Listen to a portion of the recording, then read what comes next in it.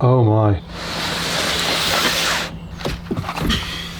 Dudes, what's up? In 2017, I was lucky enough to be invited to play the last bass that the amazing Prince ever ordered before he tragically passed away. Now, when I went to check out that bass, I actually was lucky enough to go to the workshop in the back end of Beyond where it was actually built. Wow. Oh, you can actually see the carbon fibre under the finish. Yeah, this is the chrome fibres. Is it active?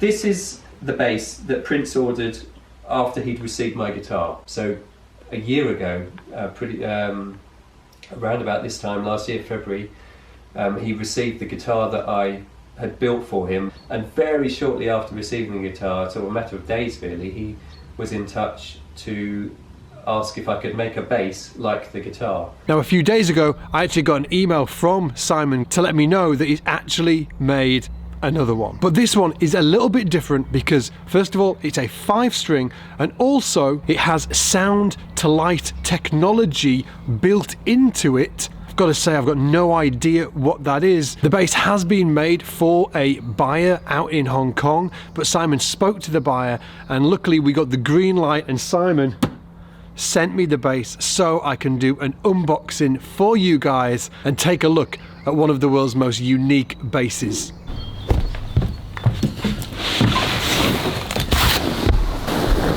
Okay, let's get this beast opened up. One thing to point out about these basses as well is the construction techniques that Simon uses are like just not like anybody else is doing. In fact, I might have a tiny bit of footage that I can drop right here of Simon giving you kind of like the lowdown of how he actually makes these things. How do you get the carbon fibre onto the actual cedar? It's more the other way round actually, because I'm working into a mould. So if you imagine the impression of the instrument as in a negative, so the female form of that bass, and I produce carbon fibre into that shape. I'm putting much more carbon in than a lot of people who are doing these so-called, a lot of people now have got into doing carbon fibre wraps. Okay, I've seen them, where you'll have a wooden base and you'll just put a layer of carbon over the top or something. But I mean, this is something very different. Ooh, it's stuck. Oh. Control card. I have no clue. Oh! Tells us how to use the bass. Okay, let's do this. What? That is insane. That is bonkers. Look at that. What? Hey Scott, hope you have fun on The Boss.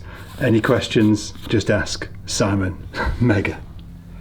Obviously, I'm gonna plug this baby in. It's like if there's aliens up there doing their thing and they happen to be rocking it out, slapping a bass, it's definitely gonna be one of these bad boys, isn't it? Like, just look at it, it's bonkers. Look at the back, can you guys see that? And all of this is how you put the strings in. Oh, look at that.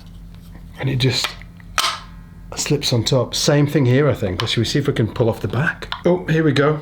Oh, wow. So that's what it looks like in the back. It's bonkers. And that just slips on there. Like that. What? It's got this aluminium tube in. Look at this. And then on the side, can you see these? Got these side kind of marking dots here. They are so cool. They're kind of like holographic looking. Gus Guitars at the top. Love the Spurzl locking tuners. Love these. I'm not sure why more people don't use these. I love the look of them. They've kind of got this sort of like gunmetal grey thing going on. I wonder how we get the lights to work. It's got to be something to do with this switch, right? Ooh! Oh, look at that. Gotta love it.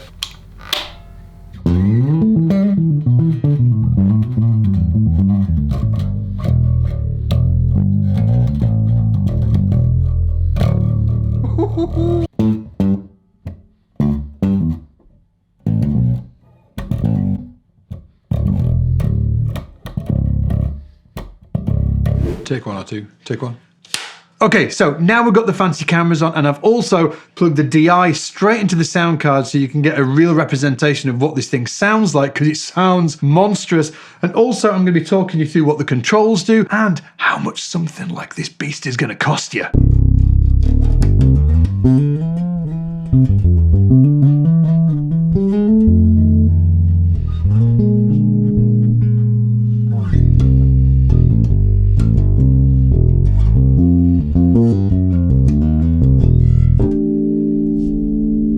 So as I was saying earlier, the core of this bass is cedar wood, which is really light.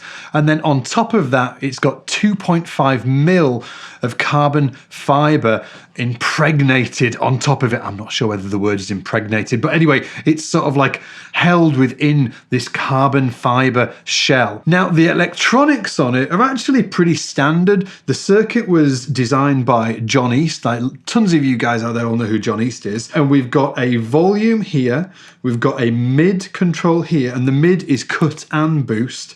You've got the rotary selector, which I'll take you through in a minute. And then down here, we've got a cut and boost bass, and we've also got a cut and boost treble up on there as well. Now the bridge, Simon actually makes himself, and as you can see, it looks completely bonkers, as do the pickups. Now these pickups are also hand wound by Simon in-house, and there are ceramic magnets, and there's a bunch of things you can do with them, all which are controlled by this little rotary switch down here. So let's take a listen to what this thing actually sounds like. I'll take you through each of the modes quickly and tell you what it's doing as well. So if we get the rotary switch and we put it in full clockwise position, that's going to give us the neck pickup, and it's going to give us, I say this loosely, like a P bass kind of vibe, right?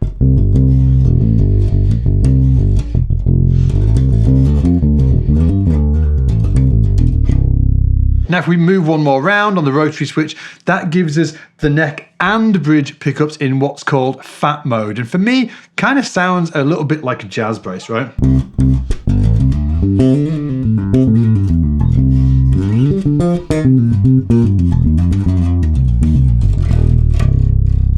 It's got that jazz bass thing going on, right? And if you slap it, same thing.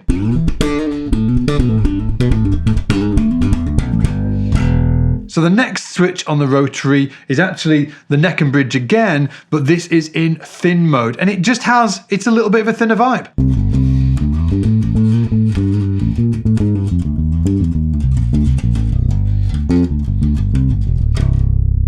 And then finally, as you'd imagine, we've got the bridge pickup soloed.